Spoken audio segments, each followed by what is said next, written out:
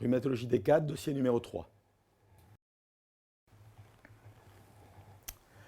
Alors, il s'agit cette fois d'une femme âgée de 72 ans, qui, là encore, quelle épidémie, a un antécédent de primo-infection tuberculeuse dans l'enfance. Elle est hypertendue, traitée par mot diurétique, et elle vous consulte pour des douleurs des deux épaules, qui la réveillent en fin de nuit depuis plus d'un mois, avec des difficultés le matin à se lever du lit et à s'habiller. Elle vous signale qu'elle est inhabituellement fatiguée, qu'elle a perdu 5 kilos. Elle également est fumeuse. Les données de l'examen clinique sont modérées, modestes. Les articulations semblent normales, il n'y a pas de synovite palpable. Mais quand vous mobilisez les épaules et les hanches, elles vous paraissent un peu limitées et douloureuses. L'examen cardio-pulmonaire est normal, comme l'examen neurologique. Et elle vous apporte des radiographies du rachis cervical qui montrent une cervicarthrose banale, alors que les autres radios semblent normales.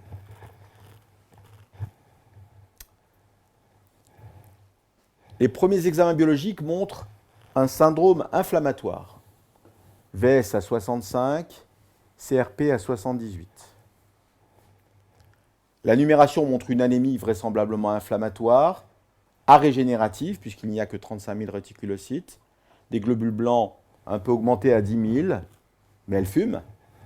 La formule est normale et les plaquettes sont un peu augmentées, et ça, c'est le syndrome inflammatoire. Le reste du bilan ne montre pas grand-chose. Vous voyez un latex positif à 1/80e. Il ne faudra pas s'égarer sur ce latex positif à 1/80e.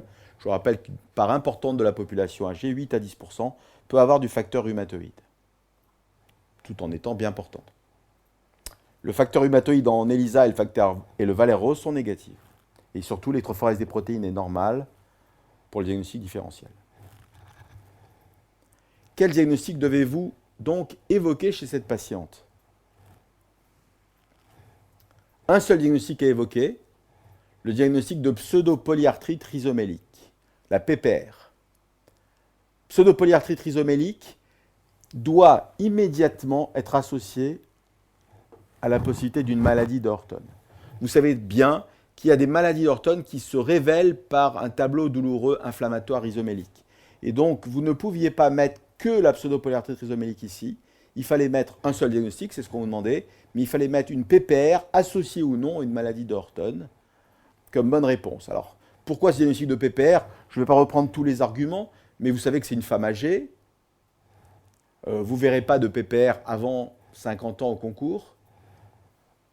Qu'il s'agit d'un tableau douloureux inflammatoire rhizomélique touchant les ceintures scapulaires, mais aussi parfois la ceinture pelvienne, difficulté à se lever d'un siège, avec des douleurs nocturnes, alors même que les articulations paraissent macroscopiquement normales. Ce qui est très différent d'une polyarthrite rhumatoïde du sujet âgé, qui peut se traduire par un tableau douloureux rhizomélique inflammatoire avec des douleurs des épaules, mais vous avez souvent des synovites visibles au niveau des mains, des poignets, du genou, etc. Vous pouviez éliminer sur la biologie un myélome, car l'électrophorèse des protéines était normale, il n'y avait pas d'hypogamma-globulinémie, une vitesse ou de pic monoclonal. Vous pouviez discuter une dermatopolymyosite devant ce tableau, mais les enzymes musculaires étaient normales. Vous pouviez discuter une connectivite ou une vascularite, mais il n'y avait pas d'anticorps antinucléaires. Enfin bref, c'était le seul diagnostic à évoquer. Et les rhumatismes paranéoplasiques, c'est peut-être le diagnostic différentiel le plus difficile. Ça reste un diagnostic d'exception une fois qu'on aura éliminé tout le reste et on ira à la pêche d'un cancer prédictif pouvant donner ce tableau. Quels signes cliniques devez-vous immédiatement rechercher? Et il s'agissait des signes cliniques à rechercher devant une PPR, pas à rechercher devant le tableau général de syndrome douloureux rhizomélique. Donc les signes cliniques immédiatement à rechercher sont les signes cliniques de maladie d'Orton, puisque je vous ai dit que finalement ce tableau pouvait révéler une maladie d'Orton. Un élément clé pour la maladie d'Orton, ce sont les céphalées nocturnes, que la patiente ne pensera peut-être pas à vous indiquer si vous ne lui posez pas la question. Donc des céphalées la nuit, notamment des céphalées temporales, l'hyperesthésie temporale, le signe du peigne quand la patiente se coiffe ou du scalp.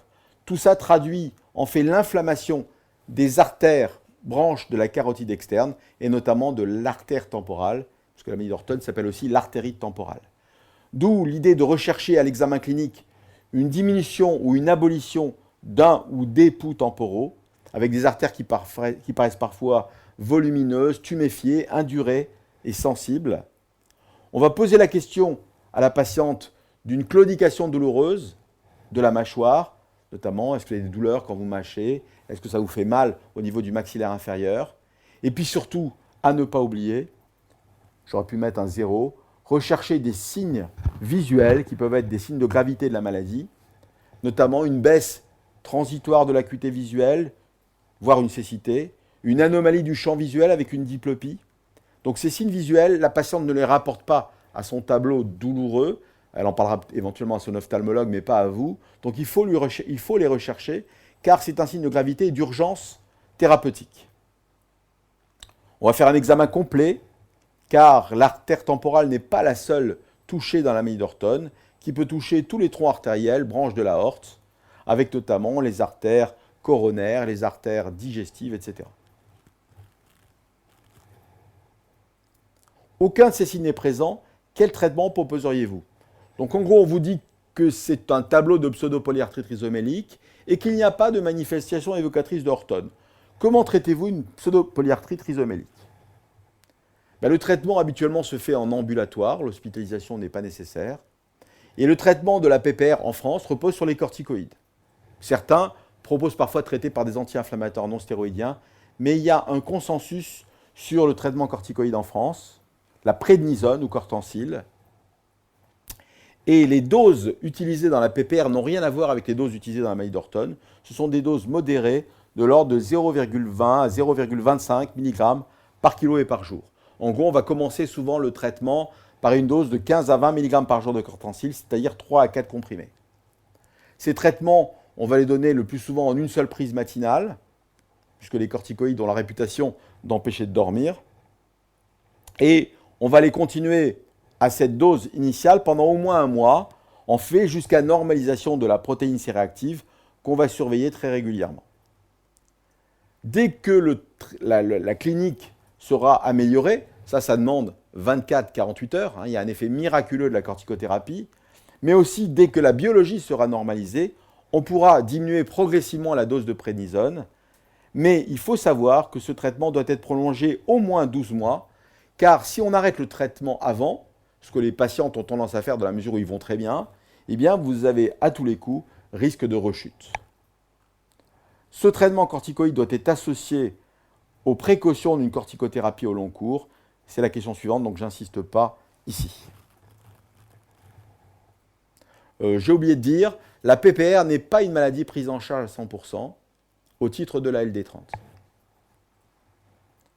Quelles précautions devez-vous systématiquement associer au traitement par la prédnisone? Cette question sur la corticothérapie, elle est essentielle car elle peut tomber dans beaucoup de dossiers. Donc je vous demande de bien la connaître. Des mesures hygiéno-diététiques, en évitant d'être trop systématique, il faut se méfier. Régime pauvre en sel, bon ça c'est admis, bien sûr. Pauvre en sucre rapide, la corticothérapie peut déclencher ou aggraver un diabète. Pauvre en graisse. Et la corticothérapie est responsable d'hyperlipémie, c'est bien connu, d'où les risques d'athérome d'ailleurs, hypertension, diabète, hyperlipémie. Alors je vais insister sur le potassium, régime riche en potassium et supplémentation potassique si besoin, car ce qui me paraît important ici, c'est adapter au ionogramme et à la fonction rénale. Le risque serait grand de mettre du potassium à tout le monde, y compris à des patients qui ont une néphropathie chronique et qui sont en insuffisance rénale, et à qui vous allez proposer pour leur néphropathie glomérulaire, par exemple, un traitement corticoïde. Il ne s'agit pas, chez ces patients, de mettre systématiquement du potassium, car on pourrait vous le reprocher dans un dossier du concours, et cela pourrait vous valoir 0 à la question de thérapeutique. Donc le régime riche en potassium et la supplémentation potassique doivent être adaptés à la fonction rénale. Il en est d'ailleurs de même pour l'apport protéique, que je n'ai pas fait figurer. On va recommander en cas de corticothérapie un régime riche en protéines, mais pour autant, il faudra tenir compte également de la fonction rénale et éviter des régimes hyperprotéiques chez des patients en insuffisance rénale. Le deuxième thème, c'est la prévention de l'ostéoporose cortisonique. J'en avais un peu parlé dans le dossier numéro 2. C'est un sujet à la mode et vous allez préconiser un régime riche en calcium chez tous les patients dont l'enquête nutritionnelle montre qu'ils sont déficients.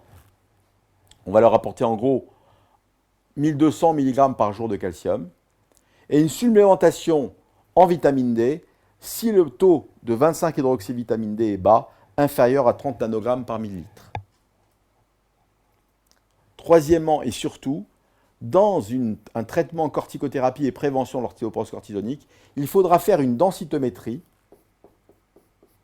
Ce sera un mot-clé qui figurera dans la correction, et proposer un traitement biphosphonate dès lors que le T-score est inférieur à moins 1,5 TS, déviation standard. Donc ça n'est pas comme dans l'ostéoporose post-ménopausique moins 2,5, mais ici moins 1,5, compte tenu des risques d'ostéoporose rapide sous corticoïdes.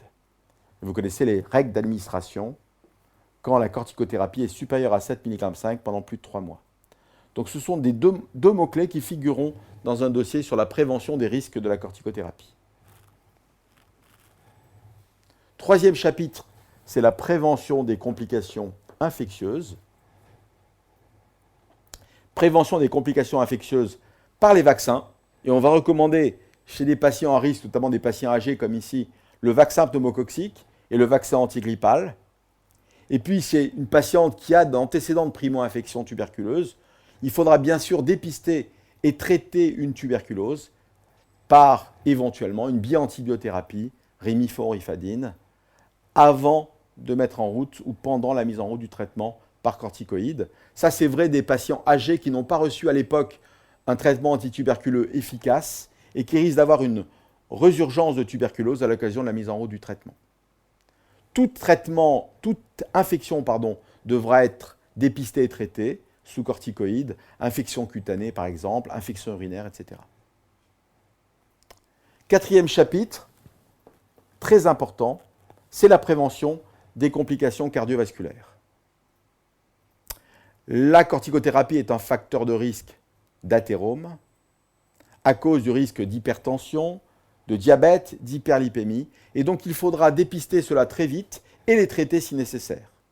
Et dans tous les cas, si la patiente fume, il faudra lui indiquer que le tabagisme est un facteur encore supplémentaire d'athérome. Et si on veut éviter toutes les complications type infarctus du myocarde, type AVC, il faudra prendre en charge ces facteurs de risque.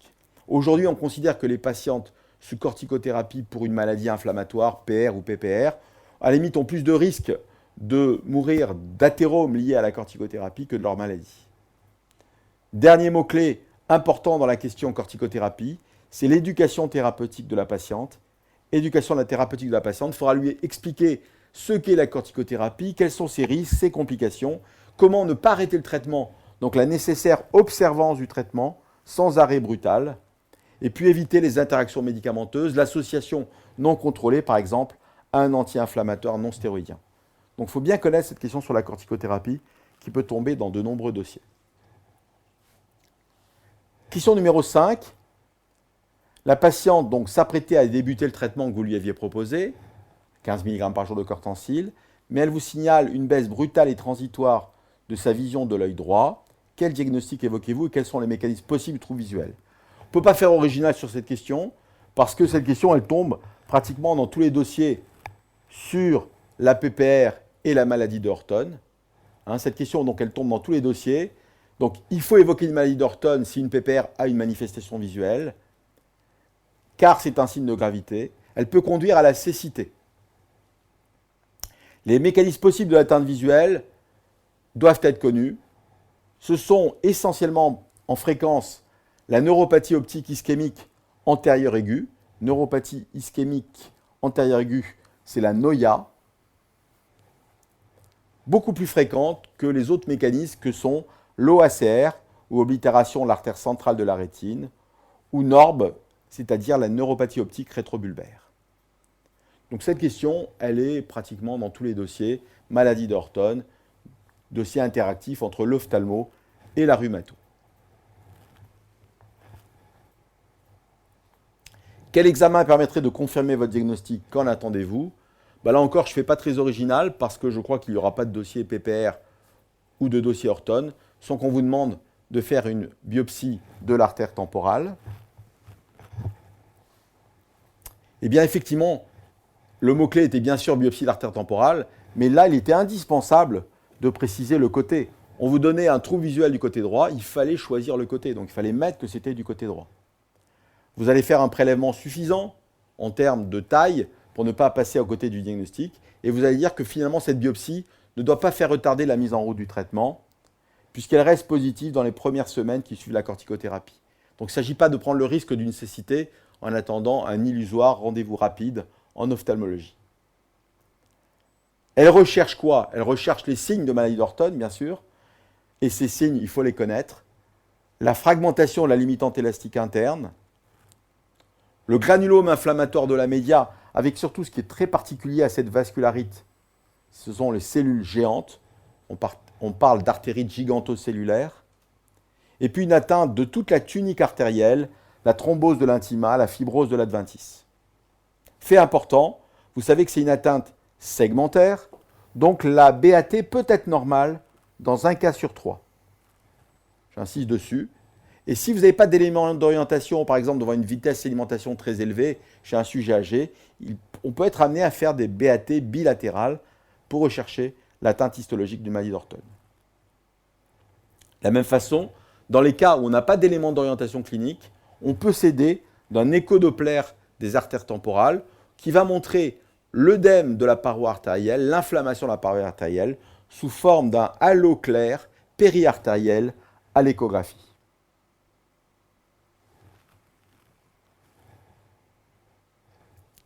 Modifiez-vous votre traitement, que proposeriez-vous? Donc, vous êtes passé de la PPR et Orton. Ah oui, ça change. Le Orton, ça devient une urgence médicale. Cette patiente peut perdre la vue si vous n'y allez pas vite et fort.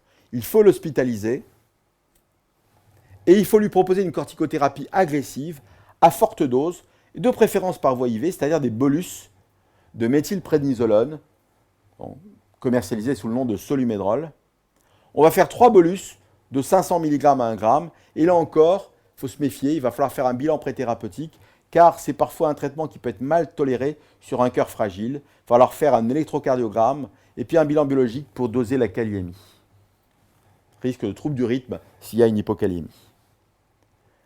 Cette corticothérapie agressive rapide va être relayée par une corticothérapie Péros à forte dose, qu'on pourra utiliser d'emblée si jamais il y a une contre-indication au bolus.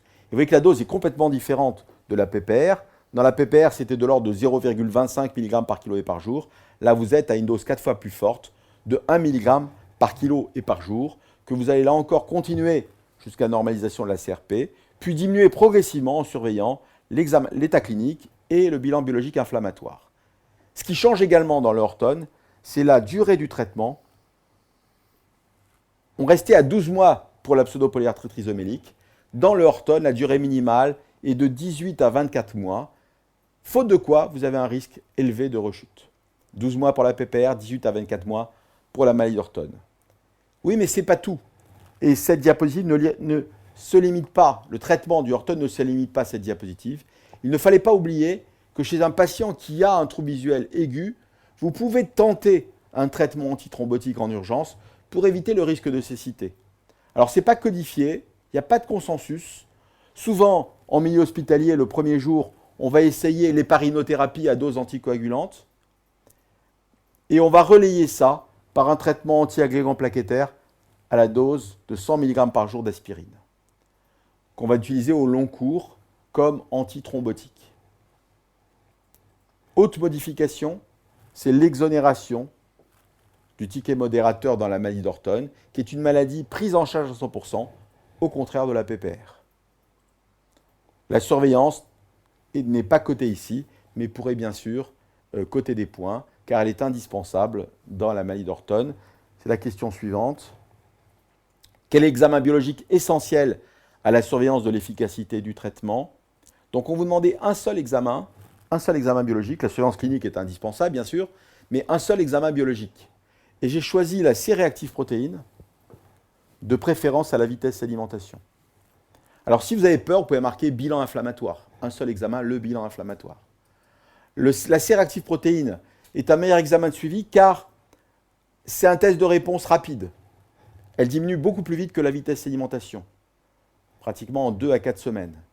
Et puis, surtout, la vitesse d'alimentation va rester élevée chez certaines personnes âgées toute la vie, pendant des années. Donc si vous en tenez uniquement à la vitesse d'alimentation, vous allez être amené à donner un traitement par corticothérapie à des doses trop fortes pendant plusieurs années, avec les risques d'athérome dont on a parlé et les risques de complications cardiovasculaires. Donc, à titre personnel, je préfère la CRP à la vitesse d'alimentation quand je surveille une maladie d'Orton, et c'est ça que je vous demande de retenir. Alors, question numéro 9. Vous la revoyez après 8 mois de traitement. Elle va bien. Elle a 8 mg par jour de cortencil, mais elle vous déclare une baisse progressive de l'acuité visuelle de l'œil droit. Bon, elle a fait changer ses lunettes. Ça n'a rien changé. Elle n'a rien d'autre par ailleurs. Apparemment, sa maladie d'Orton va bien. On vous figure les résultats des examens biologiques. La CRP est normale. La VS est revenue à la normale, ce qui est magnifique. Et on vous demande quel diagnostic vous évoquez. Eh bien, il ne s'agit pas d'une atteinte oculaire spécifique de la maladie d'Orton, puisque la maladie semble bien contrôlée. Et il faut évoquer 2 complications fréquentes oculaires d'une corticothérapie prolongée, que sont le glaucome chronique à angle ouvert et les cataractes cortisoniques. Alors, je ne suis pas un spécialiste d'ophtalmologie, mais quand je donne des traitements prolongés par corticoïdes, je sais que mes patients ont besoin d'un bilan ophtalmologique régulier pour dépister ces 2 complications majeures que sont le glaucome et la cataracte, qui n'ont rien à voir avec la maladie d'Orton, mais avec une corticothérapie au long cours.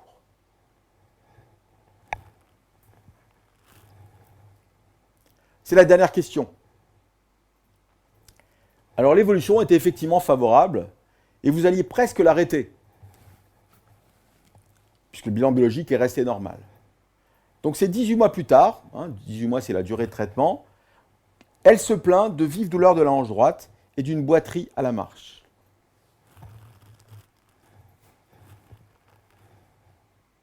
On pratique un bilan d'imagerie qu'on vous demande d'analyser et de quel diagnostic il s'agit. Alors voilà l'imagerie à analyser.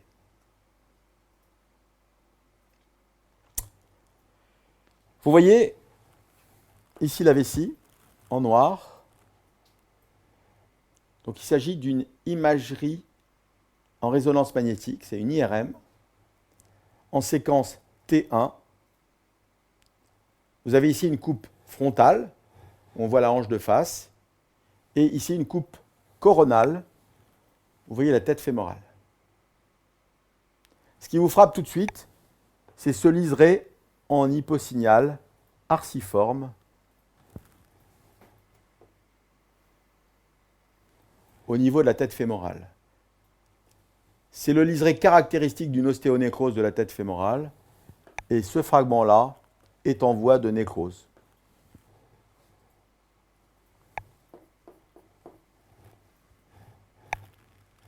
Donc, il fallait évoquer le diagnostic d'ostéonécrose aseptique de la tête fémorale droite.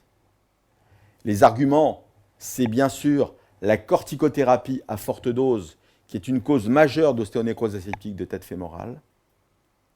C'est la clinique, avec les douleurs mécaniques de la hanche et la boiterie à la marche, l'absence de syndrome inflammatoire, et puis les résultats de l'imagerie IRM, dont je vous ai montré les signes, à savoir le liseré en hyposignal, qui est concave en haut et en dedans, qui limite la zone de nécrose osseuse.